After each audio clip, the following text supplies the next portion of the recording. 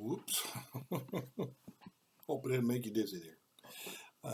Welcome to Thursday morning. It is the 23rd of December. And before I forget, I'll let you know up front, I think we're going to take a break for the next couple of days. Going to be pretty busy. Christmas Eve, Christmas Day, and Sunday for me. So a lot of things going on. So we'll resume next week after this one. We move on to a chapter called Casting Pearls as we work our way through the Sermon on the Mount. And it's from Matthew chapter 7, verse 6. Do not give dogs what is sacred. Much as our culture loves dogs, back then they were a picture of filthy scavengers. And obviously some didn't see it that way, but generally speaking, that's the way it was. And if you go to a third world country of any kind, you'll have that opinion of dogs too. Casting pearls. Do not give dogs what is sacred. Do not throw your pearls to pigs. If you do, they will trample them under their feet and turn and tear you to pieces. Matthew 7:6. Casting pearls, 23rd of December. We're going to hear from Dallas Willard. Dallas Willard today, the favorite of a lot of folks. The long standard use of this verse is directly opposed to the spirit of Jesus and his teachings. That use suggests that we may have certain wonderful treasures of truth and of service, perhaps, that we could give to others. Perhaps the treasure is the very gospel itself. Excuse me.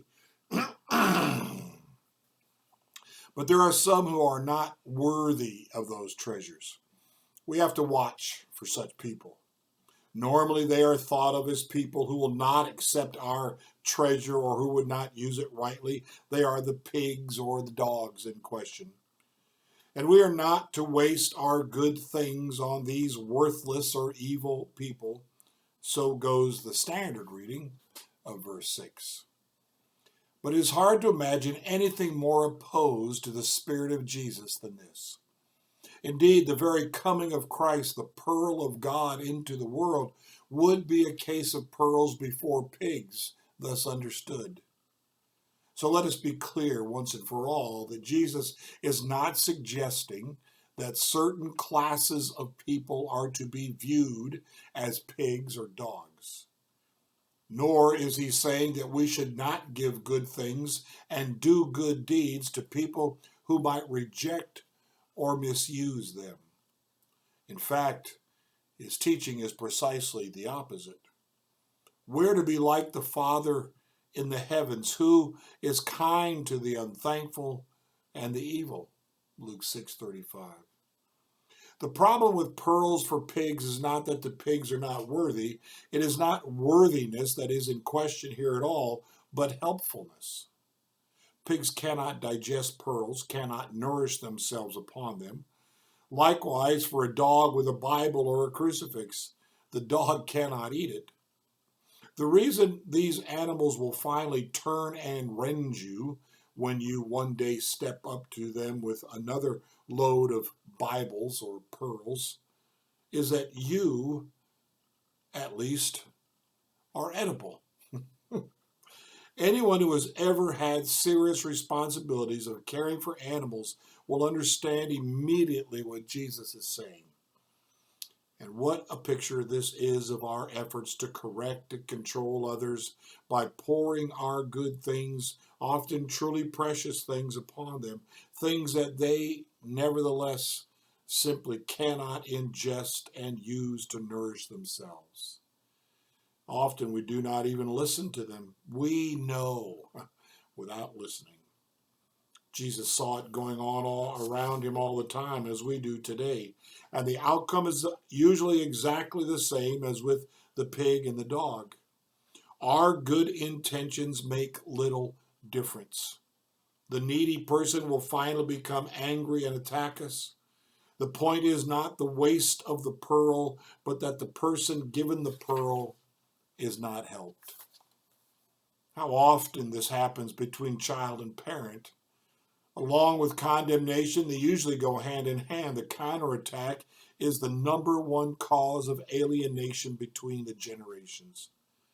Our children or others do not know what else to do with us pearl pushers. And even though they love us as parent or friend, for example, they simply cannot take any more of our pushy irrelevance as they see it, or possibly our stubborn blindness. Forcing religion upon the young, even though it makes no sense to them, is a major reason why they quote unquote graduate from church about the same time they graduate from high school and do not return for 20 years, if ever. The gap is only widened when the elders are in turn condemned for not responding to the newfound wisdom of the young. Frankly, our pearls often are offered with a certain superiority of bearing that keeps us from paying attention to those we are trying to help. We have solutions. That should be enough, shouldn't it? And very quickly, some contempt, impatience, anger, and even condemnation